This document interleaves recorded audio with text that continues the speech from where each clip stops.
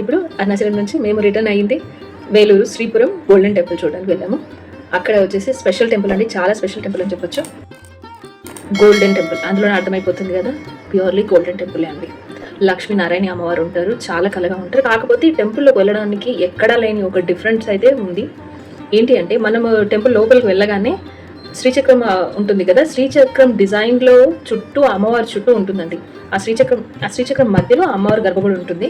ఆ శ్రీచక్రం లైన్లో దర్శనం ఉంటుంది మొత్తం. అలా నడుచుకుంటూ వెళ్ళి తర్వాత లాస్ట్లో అమ్మవారిని దర్శించుకుంటాము, శ్రీ లక్ష్మీనారాయణ అమ్మవారిని. కంప్లీట్గా గోల్డ్ అండి, ఎంత బాగుంటుందంటే చూడడానికి. అండ్ 100 ఎకరాల ప్లేస్ అది మొత్తం కూడా. 2007లో బిల్డ్ చేశారంట మొత్తం కూడా ఈ టెంపుల్. 100 ఎకరాలు ఉంటుంది. ప్లస్ అమ్మవారిది 70 కిలోల విగ్రహం ఉంటుందండి, అమ్మ గోల్డ్ విగ్రహం. మామూలుగా ఎక్కడైనా కూడా మనం గర్భగుడిలోకి వెళ్ళేంత సీన్ అయితే ఉండదు కదా, గర్భగుడిలోకి అయితే వెళ్ళము. పెద్ద పెద్ద పుణ్యక్షేత్రాలు ఏమున్నా కూడా గర్భగుడిలోకి వెళ్ళకుండా బయట నుంచి దర్శనం చేసుకుని వస్తాం మనం అయితే. కానీ ఇక్కడ ఆ 70 కిలోల అమ్మవారి విగ్రహం ఏదైతే ఉందో ప్రతి ఒక్కరూ ఆ విగ్రహానికి ఏమంటారు అభిషేకం చేస్తారు, నీళ్ళతో అభిషేకం చేస్తారు అనమాట. ఖచ్చితంగా అక్కడే ఒక పూజారి ఉంటారు, తను రాగి చెంబులో అందరికీ ఒక నీళ్ళు ఇస్తూ ఉంటారు. అమ్మవారి పైన అభిషేకం చేసి వెళ్తారు. మళ్ళీ దర్శనం చేసుకుని బయటకు వచ్చిన తర్వాత కూడా మనకు ఒక బ్యాగ్లో అమ్మవారికి అభిషేకం చేసిన నీళ్ళు, ఫోటో, అమ్మవారి కుంకుమ కూడా మనకు బ్యాగ్లో ఇస్తారు, ఒక చిన్న క్యారీ బ్యాగ్లో కూడా ఇస్తారు మనకు. ప్లస్ ఇంకొకటి ఏంటంటే ఆ గర్భగుడి చుట్టూ 3 వైపులా నీరు ఉంటుందండి. అందరూ కాయిన్స్ ఇస్తారు, ఇంకా దాంట్లో కాయిన్స్. కొంతమంది అయితే డెబిట్ కార్డ్స్, క్రెడిట్ కార్డ్స్ కూడా చేస్తారు. అలా అమ్మవారికి 3 వైపులా నీరు ఉంటుంది. నీటి మధ్యలో గర్భగుడి గోల్డ్ ఉంటుంది. గోల్డెన్ టెంపుల్లో ఉన్న అమ్మవారు లక్ష్మీనారాయణ అమ్మవారు వేరే ఉంటారు. అండ్ ఇంకొకటి అందరూ వెళ్ళి అభిషేకం చేయడానికి ఇంకొక గోపురంలో అమ్మవారు ఉంటారు, బంగారు గోపురం ఇంకొక సపరేట్గా గోపురంలో పెడతారు. అక్కడికి వెళ్ళి ఈ దర్శనం కంప్లీట్ చేసుకొని మళ్ళీ అక్కడికి వెళ్తాం అనమాట. అక్కడికి వెళ్ళి అక్కడ దర్శనం చేసుకొని కాసేపు వెయిట్ చేస్తాం, అక్కడ కూర్చుంటారు అందరూ కూడా. అండ్ ఇంకొకటి ఆవు ఉంటుందండి అమ్మవారి ఎదురుగా. గోల్డెన్ టెంపుల్లో సిల్వర్ది ఆవు ఉంటుంది, చాలా బాగుంటుంది. అమ్మవారికి ఎదురుగా ఉంటుంది ఆవు, అది బాగా అనిపిస్తుంది. అమ్మవారి విగ్రహం కూడా మూల విరాట్ అయితే అసలు 2 కళ్ళు సరిపో అని చెప్పాలి, చాలా ఆకర్షణీయంగా ఉంటుంది. అలంకారం కూడా మంచి అలంకారంతో అసలు చూస్తూ మనం అక్కడి నుంచి కదలలేము. ఎవరు కూడా ఎక్కువ డిస్టర్బ్ చేయరు. మన శాంతిగా కాసేపు అమ్మవారిని తనివి తీరా చూసుకొని మెల్లగా బ్యాక్ వచ్చేయచ్చు అనమాట.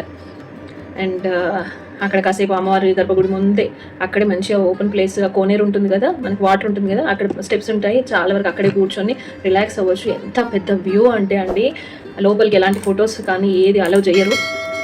అసలు మంచి స్పాట్ అండి, వీకెండ్ స్పాట్. ఒకవేళ అక్కడ దగ్గరలో ఉన్న వాళ్ళకైతే హ్యాపీగా ఎవ్రీ వీకెండ్ వెళ్ళిపోవచ్చు. అలాంటి మళ్ళీ విజిట్ చేయాల్సిన ప్లేస్ అది. చాలా పెద్ద అసైట్మెంట్ అది చెప్పాలంటే. ఇక అన్నీ కూడా దారి పొడవునా మనం అలా శ్రీచక్రం చుట్టూ నడుచుకుంటూ వెళ్తూ ఉంటే కూడా ఆ రూట్లో అన్ని డిస్ప్లే అవుతూ ఉంటాయి. ఎవరైతే ఈ టెంపుల్కి నిర్మాణానికి మూల కారణం, అతని శక్తి అమ్మ అని పిలుస్తారు. అతని అసలు పేరు సతీష్ కుమార్. సో అతనే ఈ నిర్మాణానికి మెయిన్, ఆయన్నే ముందుండి ఈ నిర్మాణం జరిగేంత వరకు కూడా ఆయన్నే ముందుండి నడిపారు అని చెప్పేసి చెప్తారు. సో ప్రతి దగ్గర ఆయన ఫోటో డిస్ప్లే అవుతుంది. అమ్మవారి అయితే ఫోటో ఇస్తారు, దానిపైన కూడా అతని ఫోటో ఉంటుంది. గ్రేట్ ఇనిషియేటివ్ అని చెప్పి చెప్పుకోవచ్చు మనమైతే. అమ్మవారి దర్శనం చేసుకొని బయటకు వచ్చిన తర్వాత అక్కడ పక్కన ఉపాలయాలు ఉంటాయి.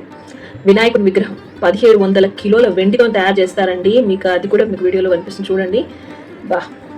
ఎంత కలగా ఉంటాడో వినాయకుడు అయితే, చాలా బాగుంటుంది. ఇంకొకటి మెయిన్ మన వెంకటేశ్వర స్వామి ఉంటారండి.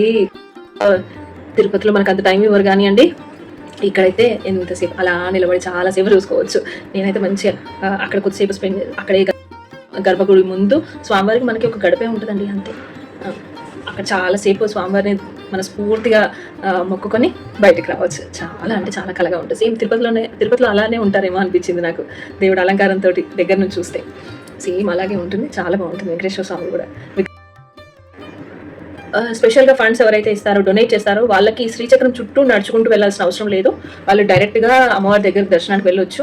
అండ్ ఇంకొకటి, ఒక ఆవిడ ఫార్నర్ ఆవిడ ఏంటంటే మెయిన్ స్వామి ముందే కూర్చొని ఆవిడ మెడిటేట్ చేసుకుంటున్నారు. అంటే దానికి కూడా సంబంధించిన స్పెషల్ ఫీజెస్ ఉంటుండొచ్చు, ఆ ఫెసిలిటీ ఉంది. అండ్ ఇంకొకటి, టికెట్ దర్శనానికి మనకు 150 రూపీస్ టికెట్ దర్శనం ఉంటుందండి, అది త్వరగా అవుతుంది. మామూలుగా ఫ్రీ దర్శనం లైన్ కూడా ఉంది. అలా టికెట్ లేకుండా ఫ్రీ దర్శనం వాళ్ళైనా ఎవరైనా సరే శ్రీచక్రం లైన్లోనే వెళ్ళాలి. ఒకవేళ శ్రీచక్రం లైన్లో వెళ్ళొద్దు అంటే మాత్రం అది డొనేట్ చేసే వాళ్ళకి మాత్రమే ఆప్షన్ ఉంటుంది. మిగతా వాళ్ళందరూ శ్రీచక్రంలో దర్శనం ఆ రూట్లో వెళ్తూనే అమ్మవారిని లాస్ట్కి దర్శనం చేసుకుంటారు. శ్రీచక్రం అంటేనే పవర్ఫుల్ కదా, ఆ దర్శనం చేసుకుని అమ్మవారిని దర్శనం చేసుకోవడం కూడా అది లక్కీ అని చెప్పాలి. కంప్లీట్ ఈ 4 days అండ్ 6 places ట్రిప్కి మాకైన ఖర్చు మాత్రం 20,000 బిలో అండి. అందులో కూడా ఇంకా మాకు హుండీలో కాయిన్స్ ఉన్నాయి. సో ఆ హుండీ కాయిన్స్ కూడా మాకు ప్లస్ అయ్యాయి. అవి కూడా అన్నీ మేము ఒక 200 రూపీస్ కాయిన్స్ అన్నీ కూడా ఒక్కొక్క క్యారీ బ్యాగ్లో స్ప్లిట్ చేసుకుని వెళ్ళే దారిలో అన్ని చోట్ల కూడా 200 రూపీస్ రెడీ చేసుకుంటూ వెళ్ళిపోయాం అనమాట.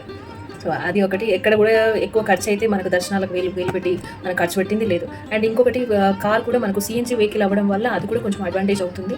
సిఎన్జీకి మనకు ఫ్యూయల్కి చాలా కాస్ట్ డిఫరెన్స్ ఉంటుంది. కాకపోతే సిఎన్జీ స్టేషన్స్ అనేవి మనకి ఎక్కడెక్కడ ఉన్నాయో అక్కడ ఆ ఫెసిలిటీని యూజ్ చేసుకోవాలి. దానివల్ల సిఎన్జీ వెహికల్ వల్ల కూడా మాకు కొంచెం అడ్వాంటేజ్ అనే చెప్పాలి.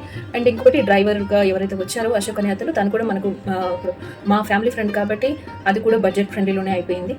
సో కంప్లీట్ ట్రిప్ అంతా కూడా మ్యాక్స్ 15,000 to 20,000 లోపల అయిపోతుందండి మనకి. 4 days ట్రిప్ అండ్ 6 places హ్యాపీగా పీస్ఫుల్గా వెళ్ళిపోవచ్చు.